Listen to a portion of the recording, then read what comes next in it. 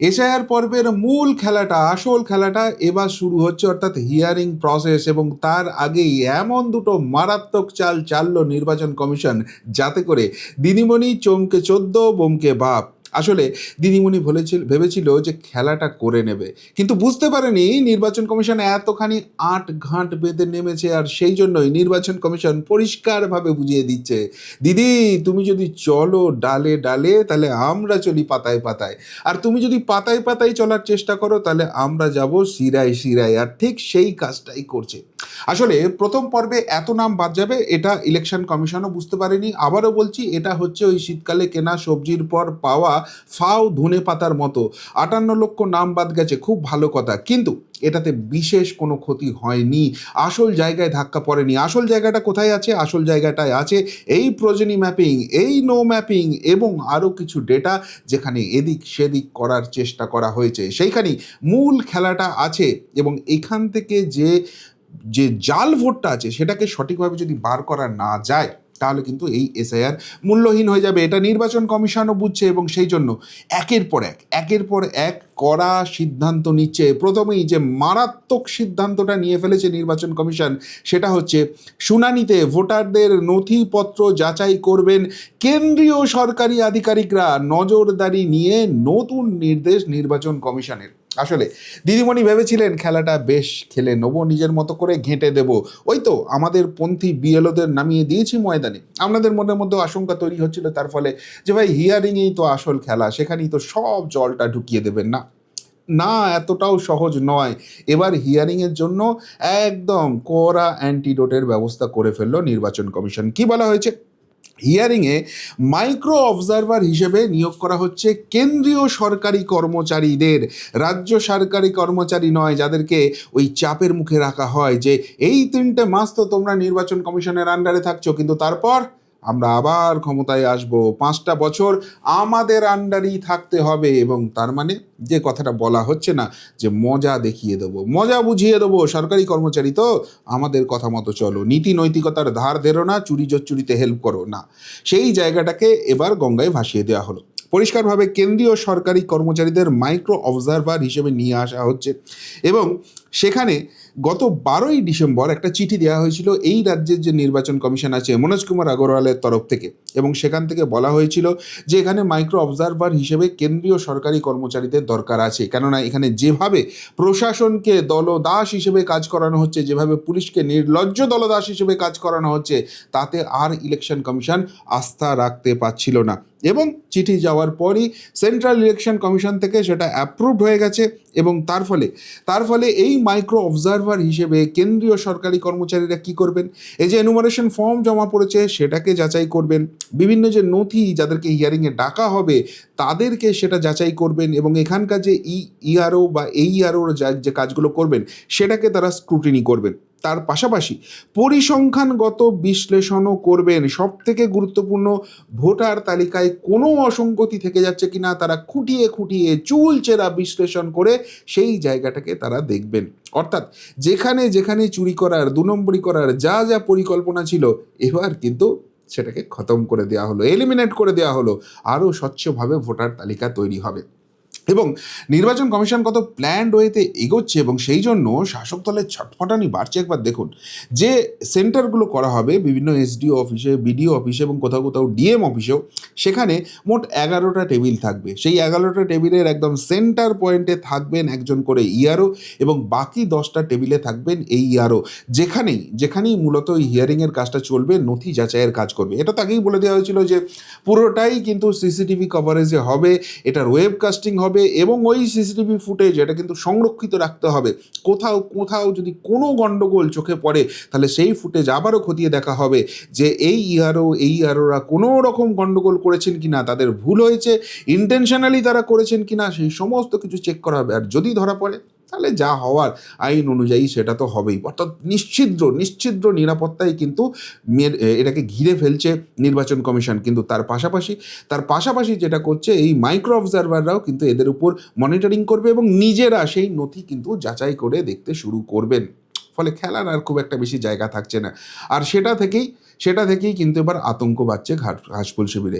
মন্ত্রী বলে দিচ্ছেন যে হেক্টিক হতে চলেছে হিয়ারিং। আরে হোক না ভাই, এত জাল জোচ্চুরির ভোট এতদিন ধরে লুকিয়ে রেখেছিলেন, তাদের ভোটে জিতে এসেছিলেন আর বলেছিলেন মানুষ আমাদের সঙ্গে আছে। এবার সেই জাল ভোটটা বেরোচ্ছে, একটু তো কষ্ট হবেই।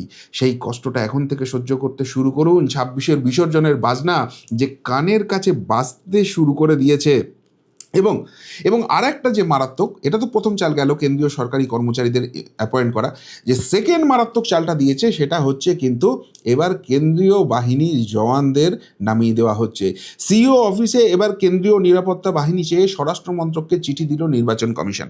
এখানেও বেশি পাকামি করতে গিয়ে, বেশি গায়ের জোর দেখাতে গিয়ে ফেঁসে গেলেন দিদিমণির দলবল। বারবার ওই বিএলও সাজিয়ে নিয়ে আসা হচ্ছে, যারা বিএলও নয় অ্যাকচুয়ালি, তারা শাসকপন্থী, তারা এসেছে পুরো ব্যাপারটাকে ভণ্ডুল করতে, তারা এসেছে ইলেকশন কমিশনকে চাপে রাখতে, যাতে করে এই চোর জোচ্চোর বাটপার যে ভোটারগুলোকে ঢুকিয়ে রাখা হয়েছে সেগুলোকে বাদ দেওয়া না হয়। এবং সেই জন্য দুবার কিন্তু অ্যাটাক হয়েছে ইলেকশন কমিশন অফিসে। এবং ইলেকশন কমিশন পরিষ্কারভাবে বলছে যে বর্তমানে একটি রাজনৈতিক দল পরিচালিত বিএলওরা হাঙ্গামা চালাচ্ছে, দুবার অ্যাটাক হয়েছে এবং ভবিষ্যতে এটা কিন্তু আরও বড় আকার নিতে পারে, সেই সম্ভাবনাটা হিয়ারিং পর্বে আরও বেশি করে হচ্ছে। সুতরাং এই যে বিএলওরা করছে, এখানে 144 ধারা আছে, এটা তো করা যায় না, কিন্তু তারপরেও দেখা যাচ্ছে পুলিশ এটাকে আটকাবার বদলে পুলিশ তাদেরকে কার্যত প্রোটেকশন দিচ্ছে, তাদেরকে এটা করতে হেল্প করছে। সুতরাং এদের উপর আর আস্থা রাখা যাচ্ছে না। এক কাজ করুন, মাননীয় অমিত শাহজি কেন্দ্রীয় স্বরাষ্ট্রমন্ত্রী, এখানে কেন্দ্রীয় বাহিনীর জওয়ানদের নিয়ে আসুন, তাদের মাধ্যমে আমাদের নিরাপত্তাটা দিন, যাতে করে এই ধরনের কোনো হাঙ্গামা না হয়। এবং আরেকটা কথা ইলেকশন কমিশনের তরফ থেকে জানানো হচ্ছে যে বর্তমানে নেতাজি সুভাষ রোডে বাসার লরি ভবনে যে ইলেকশন কমিশনের অফিস রয়েছে, সেখানে নিরাপত্তার ঘাটতি তো রয়েছেই, তার পাশাপাশি পরিকাঠামোগত অনেক অসুবিধা রয়েছে এবং সব থেকে বড় যেটা রয়েছে, ভয়ঙ্কর রকমের প্রশাসনিক সমস্যা রয়েছে। ফলে বিবাদীবাগের স্ট্র্যান্ড রোডের শিপিং হাউসে নতুন ইলেকশন কমিশনের অফিস শিফট করানো হচ্ছে। দুটো অফিসেই কিন্তু নিরাপত্তার অত্যন্ত দরকারি রয়েছে, তাই কেন্দ্রীয় বাহিনীর জওয়ান আসুক। এর পাশাপাশি যারা অবজারভার আছেন, যারা স্পেশাল রোল অবজারভার আছেন এবং যারা এই মাইক্রো অবজারভার হিসেবে রিক্রুট হচ্ছেন, প্রত্যেকের নিরাপত্তার দরকার রয়েছে। এখানে কিন্তু ভয়ঙ্কর ঘটনা ঘটতে পারে, তাই এদের উপর আর আস্থা রাখা যাচ্ছে না, কেন্দ্রীয় বাহিনী জওয়ান নামানো হোক। এবং কেন্দ্রীয় স্বরাষ্ট্র মন্ত্রকও এগ্রি করেছে। নির্বাচন কমিশন একটা সাংবিধানিক বডি, তারা চাইছে তাদেরকে হেল্প করবে না, এটা তো হতে পারে না। ফলে এবার কিন্তু কেন্দ্রীয় বাহিনীর জওয়ানের লাঠিটা চলবে। এতদিন ধরে প্রশাসনকে কাজে লাগিয়ে, পুলিশকে কাজে লাগিয়ে, যারা জামাই আদর করে, যাদের বিএলওর সঙ্গে কোনো সম্পর্ক নেই, সেইটা দিয়ে মাতব্বরি করার চেষ্টা করছিলেন, এবার তারা বুঝবেন কত ধানে কত চাল। ওই তালপাতা সেপাই বলে দিয়েছিল আর লাফাতে চলে এসেছিলেন, না আর চলবে না, সব জায়গায় আট ঘাট বাঁধা হচ্ছে। এবং সবথেকে বড় কথা যে এত কিছুর দরকার হয়ে পড়ছে কেন, প্রথমেই যে কথাটা আপনাদের আমি বললাম যে ইলেকশন কমিশনও বুঝছে যে 58 লাখ নাম বাদ যাওয়াটা ফার্স্ট রাউন্ডে এটা এক্সপেকটেশনের বাইরে, এটা তারা যেটা পেয়েছে ফাও হিসেবে পেয়ে গেছে। এখানকার মানুষ সচেতন হিসেবে দারুণভাবে কাজ করেছেন, ম্যাক্সিমাম বিএলও শির দ্বারা সোজা রেখে কাজ করেছেন, সেই জন্য এই রেজাল্টটা এসছে। কিন্তু এটাতে আলটিমেটলি সেইভাবে কোনো ক্ষতি হয়নি। হ্যাঁ, যেখানে যে নামগুলোর এগেনস্টে ছাপ্পা পড়তো সেই জায়গাটা বাদ গেছে, কিন্তু যারা ছাপ্পা দিত তারা এখনও থেকে গেছে। ফলে আগামী দিনে যে হিয়ারিং প্রসেসটা চলছে, সেখানে কার্যত মৌচাকে ঢিল পড়তে চলেছে। কেননা সেখানে যদি দেখা যায় যে ভোটার ইচ্ছা করে তার নামে ফলস ডকুমেন্টস তৈরি করে নিয়ে এসছে, সে তো ফাঁসবেই, তার পাশাপাশি সেই ফলস ডকুমেন্ট যারা সাপ্লাই করেছে তারাও কিন্তু ফাঁসতে চলেছে এবং সেই জন্য জেল যাত্রা হতে পারে। ফলে আগামী দিনে এই জায়গাটায় আরও টালবাহানা বাড়বে। এবং সেটা এই দেখুন, একটা রিপোর্টই স্পষ্ট হয়ে যাচ্ছে। এলাকায় আগে কখনো দেখিনি, খসড়া তালিকা বেরোতেই পাড়ার 165 জনকে নিয়ে বাগদায় বিস্তর প্রশ্ন। 490 জন ভোটার, তার মধ্যে 165 জনই গায়েব হয়ে গেছে। এই যে জায়গাগুলো, এগুলো কিন্তু আরও বেশি করে এই হিয়ারিং পর্বে দেখা যাবে, যে যাদেরকে দেখানো হচ্ছে আপনারা এই রিপোর্ট পাঠাচ্ছেন, ডেলি বেসিসে বিভিন্ন মানুষের কাছ থেকে ইনপুট পাচ্ছি, বাংলাদেশি রোহিঙ্গা ঠিক করছে, সাধারণ মানুষ জানে, আর সেগুলো ইলেকশন কমিশন ধরতে পারবে না, এতটাও সহজ জিনিস নয়। আর সেই জায়গাটায় আঘাত পড়লে কি হতে পারে, কতখানি তাণ্ডব চলতে পারে, সেটা আগে ভাগে বুঝে গেছে এবং সেই জন্যই এইভাবে আঁট ঘাট বেঁধে এগোচ্ছে। এবার একটা জিনিস খুব ইম্পর্টেন্ট, আরেকটা জায়গাও কিন্তু ইলেকশন কমিশন করছে, যে জায়গাটা নিয়ে বিদ্রোহের একটা জায়গা ছিল এবং একটা একটা ঘোঁট পাকানোর চেষ্টা করা হচ্ছিল, সেই জায়গাটাও কিন্তু সমূলে উৎপাটন করে ফেললো এই ইলেকশন কমিশন। কি সেই জায়গাটা? প্রবীণ ভোটারদের হয়রানি কমাতে বাড়িতেই শুনানির সিদ্ধান্ত কমিশনের সাহায্য করবেন বিএলওরা। এই যে বিপুল সংখ্যক একটা মানে প্রায় 2 কোটির কাছাকাছি মানুষকে ডাকা হবে, 1,90,00,000 থেকে 1,97,00,000 এরকম একটা সংখ্যা শোনা যাচ্ছে, সেই সংখ্যাটা কিছুটা বাড়তেও পারে। তো তার ফলে কি হবে, প্রথম দিকে যখন হিয়ারিংয়ে ডাকা হবে ব্যাপক রকমের ভিড় হবে এবং সেখানে এই যে বিএলওরা আত্মহত্যা করছে, তাদের হার্ট অ্যাটাক হয়ে যাচ্ছে বলে যেরকম একটা বাজার গরম করার চেষ্টা করা হয়েছিল, আবারও এই প্রবীণ মানুষগুলোকে নিয়ে সেই জায়গাটা করার চেষ্টা করা হবে। ইতিমধ্যেই অনেকেই এসআইয়ের আতঙ্কে নাকি আত্মহত্যা করে ফেলেছেন। 2002-এর তালিকায় নাম আছে, 25-এর তালিকায় নাম আছে, তাও তারা 3টে আঙুল নেই, তারা সুইসাইড নোট লিখে ফেলছেন এবং সেই জায়গা থেকে বলছেন যে আমরা নাকি এসআইয়ের আতঙ্কে আত্মহত্যা করেছি। সুতরাং এখানে যে ঘাবলাবাজি হওয়ার চেষ্টা হবে, এটা নিয়ে ইলেকশন কমিশনকে ঝামেলায় ফেলার চেষ্টা করা হবে, এই নিয়ে ইলেকশন কমিশন কার্যত নিঃসন্দেহ হয়ে গেছে। আর সেই জন্য প্রবীণ মানুষ যারা, তাদের হিয়ারিং তাদের বাড়িতেই হবে এবং সেটা বিএলওরা হেল্প করবে, কিন্তু ইআরও এইআরওরা গিয়ে সেইখানে সেই হিয়ারিংটা করবে। এই জায়গাটাও নিয়ে যেও আন্দোলন করার একটা জায়গা ছিল, ঘোঁট পাকানোর চেষ্টা করা হতো, সেই জায়গাটাকেও কিন্তু শেষ করে দিয়েছে। কিন্তু এত সবের পরেও মূল প্রশ্নটা থেকেই যাচ্ছে, সেটা হচ্ছে শোনা গিয়েছিল 1 সপ্তাহের মধ্যে হিয়ারিং শুরু হবে, বৃহস্পতিবার থেকে নোটিশ যাবে, কিন্তু সেই নোটিশ তো এখনো পৌঁছয়নি। এসআইয়ের শুনানির নোটিশ পাঠানো শুরুই করা গেল না, কিসে আটকে প্রক্রিয়া, কবে থেকে ডাক পাবেন ভোটাররা, এই জায়গাটায় একটা আবারও টেনশন বাড়া শুরু হয়ে গেছে। দেখুন, এই যে প্রসেসটা হবে সেটা খুব ক্রুশিয়াল, খুব ইম্পর্টেন্ট, ফলে ইলেকশন কমিশনকে চারিদিকটা দেখে নিতে হচ্ছে, আটঘাটটা মেঁধে নিতে হচ্ছে এবং সেই জন্যই একটু সময় লাগছে। কিন্তু সময় লাগুক এমনভাবে নিশ্ছিদ্র জায়গাটা তৈরি করা হচ্ছে, যেখান দিয়ে যে ছাঁকনিটা দিয়ে একটা জাল ভোটও আর এই ভোটার লিস্টে যাতে থাকতে না পারে, সেই জন্য একটু সময় লাগছে এবং সেটার জন্য আতঙ্কিত হওয়ার কিছু নেই। মোটামুটি সবটাই গুছিয়ে আনা গেছে, যেটুকুনি শোনা যাচ্ছে আজ থেকে নোটিশ যেতে কিন্তু শুরু করবে। কিন্তু এর মাঝখানে একটা খুব গুরুত্বপূর্ণ তথ্য সামনে চলে এসছে। দেখুন, কদিন ধরেই খুব বাজার গরম করার চেষ্টা করা হচ্ছিল না, এই যে খসড়া তালিকা বেরিয়েছে সেখানে মৃত, শিফটেড, ডিলিটেড এইসব যে নামগুলো রয়েছে, তো সেইখানে নাকি প্রচুর জল মেশানো রয়েছে। ইলেকশন কমিশন ইচ্ছা করে প্রচুর নাম বাদ দিয়ে দিয়েছে এবং সেই জন্য একজন ওই তোলামূলি কাউন্সিলরকে দেখছিলাম নিজেই চলে গেছে নিজের শেষকৃত্য সম্পন্ন করতে, প্রতিবাদ করছে, অনেক কিছু মিডিয়া হাইপ হচ্ছে এবং মিডিয়াও সেই সব স্টোরিগুলো খাওয়ানোর চেষ্টা করছে।